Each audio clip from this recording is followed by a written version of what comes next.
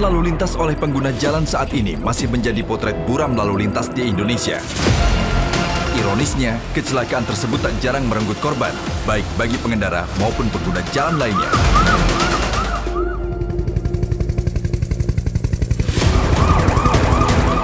Spirit penegakan hukum bidang lalu lintas oleh polisi lalu lintas adalah jelas untuk memberikan kepastian hukum dalam membangun budaya tertib berlalu lintas di masyarakat.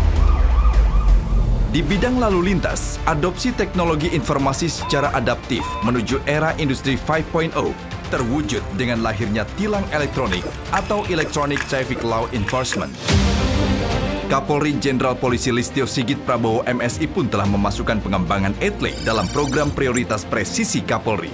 Menindaklanjuti hal tersebut, Korlantas Polri berkomitmen teguh untuk mengembangkan Electronic Traffic Law Enforcement di seluruh Indonesia. Electronic Traffic Law Enforcement merupakan sistem penegakan hukum di bidang lalu lintas yang berbasis teknologi informasi dengan memanfaatkan perangkat elektronik berupa kamera CCTV yang dapat mendeteksi berbagai jenis pelanggaran lalu lintas. Keunggulan lainnya, ETLE mampu menyajikan data kendaraan bermotor secara otomatis atau Automatic Number Plate Recognition sehingga ETLE menjadi terobosan revolusioner dalam mentransformasi penegakan hukum bidang lalu lintas dari pola konvensional menuju elektronik. Dengan adanya ETLE, mampu mereduksi interaksi langsung antara petugas dan pelanggar sehingga menjadi metode yang paling tepat di era new normal. Dalam pelaksanaannya, ETLE mampu mendeteksi 10 pelanggaran lalu lintas, di antaranya pelanggaran apil atau traffic light, pelanggaran marka jalan, pelanggaran ganjil genap, tidak mengenakan sabuk keselamatan, menggunakan ponsel saat mengemudi, pelanggaran batas kecepatan, pelanggaran melawan arus, pelanggaran tidak menggunakan helm, pelanggaran pembatasan jenis kendaraan tertentu pada kawasan atau jalur tertentu, dan pelanggaran keabsahan STNK atau belum melakukan perpanjangan STNK. Dalam ETLE nasional, pelanggaran yang terjadi di suatu wilayah, walau kendaraan berasal dari wilayah lain, dapat dikoordinasikan ke satuan wilayah kendaraan tersebut terdaftar, sehingga pelanggaran lalu lintas wilayah dapat dideteksi dan terintegrasi dengan seluruh Polda dan terpusat di Korlantas Polri. Output dari sistem ini adalah data berupa foto dan video hasil analisa prediktif pelanggaran yang akurat, serta mengedepankan transparansi dalam pembuktiannya berupa surat konfirmasi yang akan dikirimkan kepada pelanggar.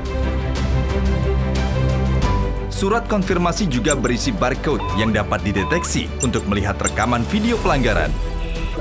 Hanya ada 2 tugas pelanggar. Pertama, mengisi surat konfirmasi pelanggaran. Yang kedua, pelanggar akan menerima SMS berupa kode pembayaran untuk membayar denda. Selain mendeteksi pelanggaran lalu lintas, sistem ETLE juga dapat menjadi pendukung bukti kasus kecelakaan dan tindak kriminalitas di jalan raya dengan menggunakan teknologi face recognition yang sudah ada di sistem ETLE. Seperti kasus tabrak lari yang terjadi di Bundaran HI antara pesepeda dan pengemudi mobil pada Sabtu 13 Maret 2021.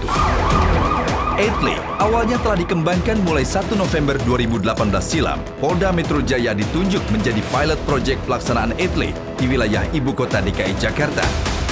ETLE akan diberlakukan secara nasional, diawali di 12 Polda, di antaranya Polda Metro Jaya, Polda Banten, Polda Jawa Barat, Polda Jawa Tengah, Polda Daerah Istimewa Yogyakarta, Polda Jawa Timur, Polda Sumatera Barat, Polda Lampung, Polda Jambi, Polda Riau, Polda Sulawesi Selatan, Polda Sulawesi Utara.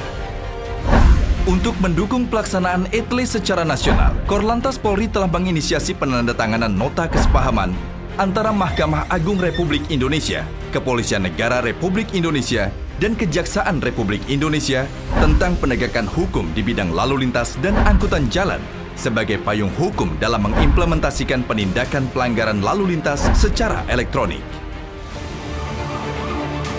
Electronic Traffic Law Enforcement juga menjadi bentuk pemolisian modern di bidang lalu lintas yang presisi, prediktif, responsibilitas, transparansi berkeadilan dalam rangka e-policing pada fungsi lalu lintas menuju Indonesia Emas 2045.